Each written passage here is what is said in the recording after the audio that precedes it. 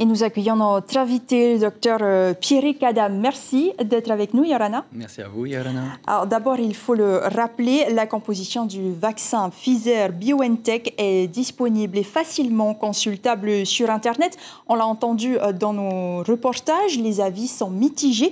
Ils ont le droit, puisque le vaccin n'est pas obligatoire. Les églises aujourd'hui s'invitent, elles aussi, dans le débat avec l'impact que cela peut avoir. Quel est votre regard de scientifique sur les directives des dirigeants des églises?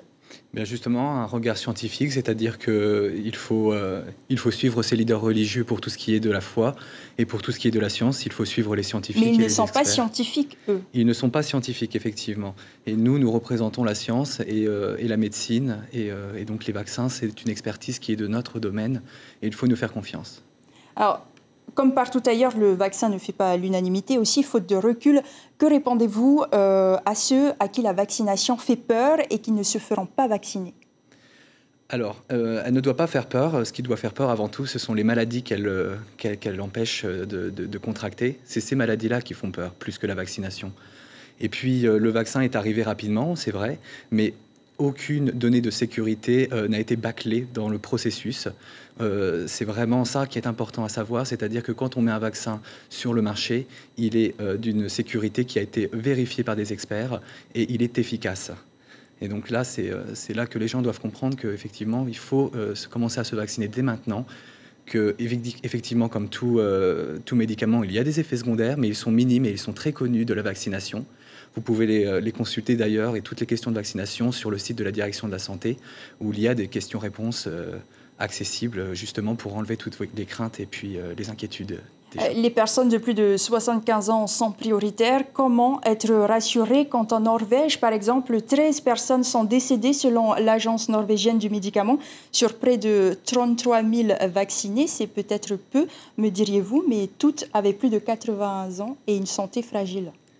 Alors oui, effectivement, il y a la vaccination qui commence et c'est sur des personnes qui sont déjà très fragiles. Mais le lien entre avoir été vacciné et puis avoir eu une maladie derrière ou être décédé reste tout à établir en fait. C'est-à-dire que les gens, qu'il y ait eu le vaccin ou non, que la campagne ou non ait commencé, malheureusement continuent à mourir de jour en jour. Et donc effectivement, on fait très attention à cela avec le vaccin. On suit le vaccin à la trace pour justement prouver que tous ces décès sont coïncidentiels. Alors, par exemple, est-ce que vous pouvez être plus précis, c'est-à-dire que demain, des personnes âgées de 75 ans vont venir se faire vacciner. Comment est-ce que vous allez les suivre à la trace, comme vous venez de dire? Alors, eh bien, ils seront informés déjà via les médias, via le site de la Direction de la Santé, via leur TOTE aussi, qui les informera sur la vaccination, la campagne en cours et les effets secondaires qu'ils peuvent avoir. Ils sont aussi le premier interlocuteur, les médecins généralistes, pour les patients qui auraient des effets peut-être un peu plus importants que d'autres et qui auraient besoin de consulter un médecin. Et c'est vraiment le médecin généraliste qui pourrait justement établir cet effet indésirable et le signaler. Et nous, on suit ça à la trace. Alors, il y aura les personnes âgées, le personnel de santé et les malades. Est-ce qu'ils pourront se faire vacciner aussi? Oui, alors les malades pourront se faire vacciner dans une phase qui... il faut savoir que la phase 1 prend la notion d'âge de 75 ans et plus. Mais parmi toutes ces personnes-là, en fait, il y a au moins plus de 65% de ces personnes qui ont un carnet rouge aussi. Donc elles sont aussi avec des comorbidités, nécessitent de se vacciner en premier. Puis on va descendre de catégorie d'âge et on aura encore des personnes avec beaucoup de carnet rouge. En prenant juste la notion d'âge dans notre stratégie, en fait, on prend aussi énormément de personnes avec des comorbidités. Ces gens qui sont aussi prioritaires. Il faut juste attendre.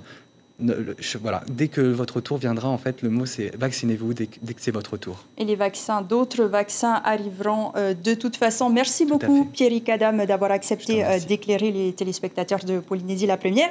Vous aurez l'occasion d'en reparler demain matin, puisque vous serez l'invité de la matinale radio avec Ibrahim Ahmed Aziz. Merci beaucoup. Merci.